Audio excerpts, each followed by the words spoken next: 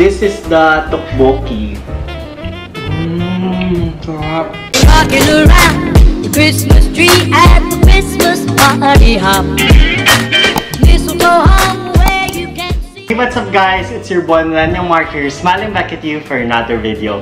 And for today's video, we're gonna try out the traditional authentic homemade food from Busan Kitchen. So if you want to see more of that, just keep on watching. Really excited to try their food. So finally, eto na siya. So I'm gonna introduce to you some of their best offerings na they sent me.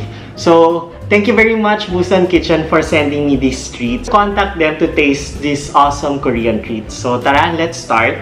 So first, ang itatry natin tong beef seaweed soup.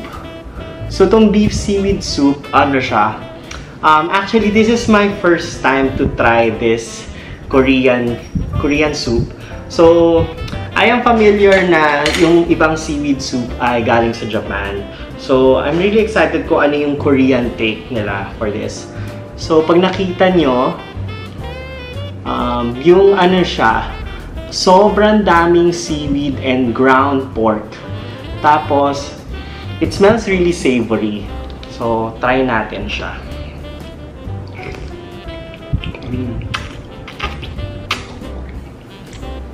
Sarap.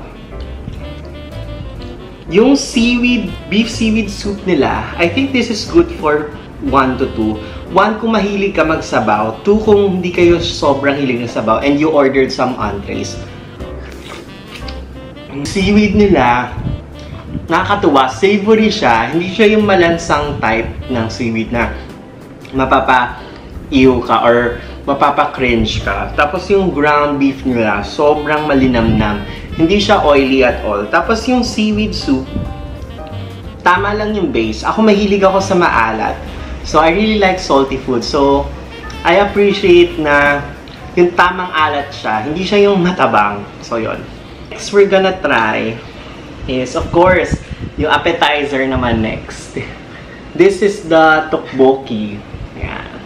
So tteokbokki isa sa mga popular Korean food na para nagiging snack na siya. It is usually sold sa Myeongdong. It's popular street food and Korean snack as well. Pero yung iba, gusto nila ito kinakain, ito lang. So, tikman natin. So, ayun, kita nyo. Sobrang daming fish cake. Yung fish cake niya, medyo triangular cut. Tapos, they also have rice cakes na sobrang taba. As in, ang tataba ng rice cake nila. So, try natin muna yung rice cake. Itadakimasu. How do you say let's eat in Korean? So, comment down below kung ano nga ba. Kasi alam ko lang yung Japanese.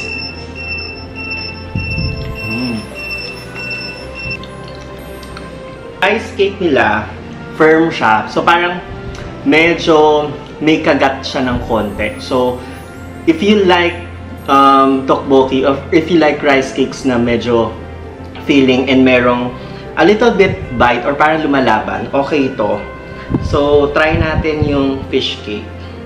Yung fish cake nila may seaweeds, tapos parang may spring onions na malalaki.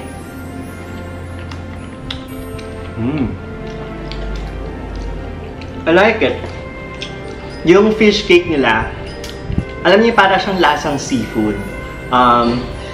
Hindi siya yung parang puro extenders lang. So yun. Try natin yung egg.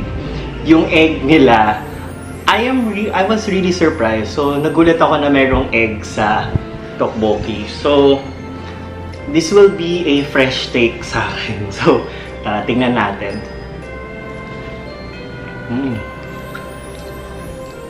Not bad. Yung egg, parang na-dip na siya sa sauce. So, nagkalasa na siya ng samjang, ng red pepper paste. So, yun. So, sarap. Ang favorite ko rin dito, ang dami niyang spring onions. So, sulit na sulit siya. What I usually do when I eat tteokbokki is, I get a piece of fish cake and I get a piece of fish cake and a piece of rice cake. Kasi mas masarap pag kinain mo siya together.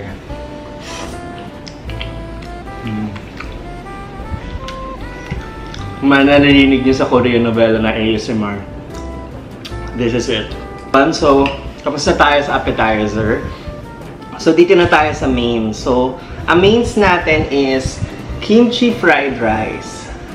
Yung kimchi fried rice nila, it's basically kimchi stir-fried rice topped with egg. Tapos merong seaweed flakes sa ibabaw.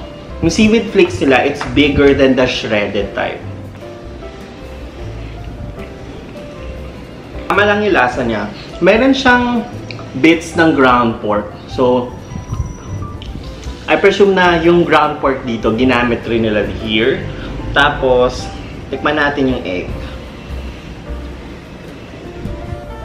Galing ng pagkakaluto. Medyo thin. Diba? So, it's a bit thin. Tapos, hindi ako sobrang fan ng runny egg. Pero yung pagkakaluto nila, parang medium well. So, medyo half runny. So, not bad. Kasi, hindi ko naman sobrang feel na runny talaga yung egg. Mas masarap pala pag hinalo siya. Kasi, pwede mo i-mix yung egg tsaka rice. So, try natin haluin. Since nahalo na natin siya, let's have a bit of egg and kimchi fried rice. Mas na-appreciate ko yung egg this way. Kasi parang nag-melt yung runny flavor ng yolk tsaka yung white, yung crunchy flavor ng egg white sa kimchi fried rice. And we're gonna try the spicy stir-fried pork. Spicy stir-fried pork with kimchi. Ay, puro spice. So dahil naahangan ako, I am not strong sa mga spicy food. So, inom tayo ng palate cleanser. Natin tong stir-fried pork. Stir-fried pork with kimchi. So, ito, meron siyang cucumber, carrots, and sesame seeds. Top siya with sesame seeds. So, tikman natin yung walang rice. Sarap. For me, best to as of now. Kasi spicy sauce nga, medyo intense. Kasi yung pagka-spicy niya, alam niyo yung savory na spicy, hindi yung masakit sa dila or sobrang maanghang. So, bagay siya with plain rice. So, kumuha ako ng plain rice for this occasion. So, tikman natin stir-fried with plain rice. Buti na lang may sinaing kanina. Bagay nga siya with plain rice. They also serve plain rice here. Pero if you want more, kasi alam mo naman mga Pinoy, mahilig sa rice. So just magsaing kayo. Kasi sobrang sarap nitong stir-fried pork with kimchi pag dinamihan nyo yung rice. Alam niyo yung tamang lasa ng spiciness, nagko-cover siya dun sa rice mismo. So yun. Intense nga yung flavor nito. Try natin siya with kimchi fried rice. So try natin yung beef and kimchi fried rice. Tikman natin kung magme-melt pa siya or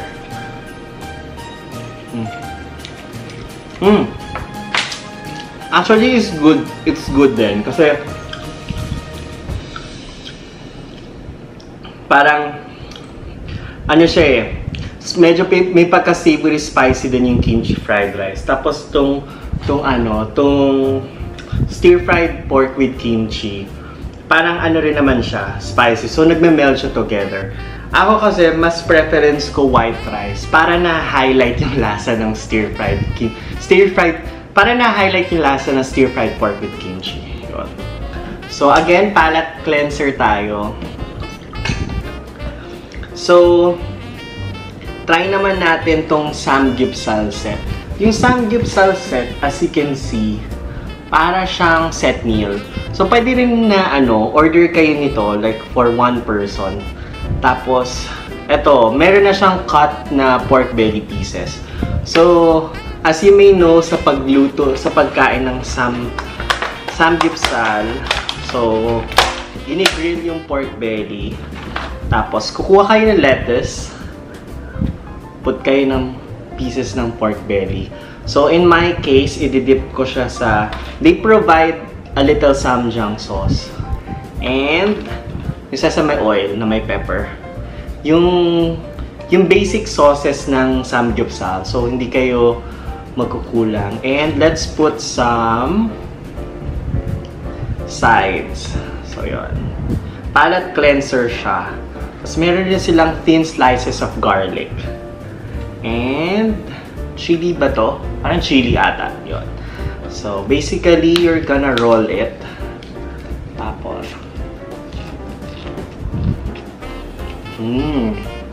sarap. Pork belly. Soft siya. It has a little tender bite. Tapos, masarap yung greens. Kasi yung greens, lasa mo yung crisp freshness niya. So, alam mo talagang parang hinugasan na crispy na malasa. Kahit di ka mahilig sa vegetables. Hindi ako super fan ng vegetables. Pero, bagay siya with the samgyeopsal. Kasi yung sinfulness ng pork belly, nagbe-blend siya dun sa freshness and crispiness ng veggies. So, yun. So, that's basically it. So, ang pinaka-favorite item ko from Busan Kitchen is... Walaan nyo. So, ang pinaka-favorite ko is itong stir-fried pork with kimchi. Tada! So, ito talaga yung kailangan nyo i-order kasi sobrang ang lasa nito, ang intense ng spicy flavor. Tapos, kung hindi kayo fan ng spicy flavor, this dish is for you. Kasi yung spicy niya is yung savory type. Basically, sobrang sarap ng mga dishes dito sa Busan Kitchen. Fresh yung veggies, fresh lahat ng food. Tapos yung pagkaka-deliver niya, puro tape kanina. So alam nyong safe. Lalo pa naman ngayon, sobrang we need to be careful when delivery. So, you can be assured na super safe niya kasi bukod sa nakapack siya sa plastic, tinape pa nila. So yun. Tapos, inano nila ng brown bag, tapos may fragile, tapos sinupot pa nila. So, yun. So, also, i-alcohol nyo yung mga lalagyanan before nyo buksan. Kasi, syempre, we can never be too sure. So, yun. So, that's it. For my rating of Busan Kitchen food, I will have to rate it as 4.8. So, yun. So, 4.8 kasi parang, actually, I don't know what to improve. Pero, siguro, lagyan lang ng konting saltiness yung kimchi fried rice. Pero everything is good, especially when you're craving homemade authentic food. Especially when you're craving homemade authentic traditional Korean food na super affordable. So that's basically it. Thank you very much for watching my Busan Kitchen Korean authentic homemade food video. So if you like my video, give it a big thumbs up. Comment down below what's your favorite moment and kung anong Korean dish ang gusto niyo order sa Busan Kitchen. And subscribe to my channel. Guys, if you want to order from Busan Kitchen, I'm gonna put the links down in the video and in the description below. So that's basically it. Always remember, smile while eating and traveling. Always remember, smile while eating and traveling. Bye! Although it's been said many times, many ways, Merry Christmas.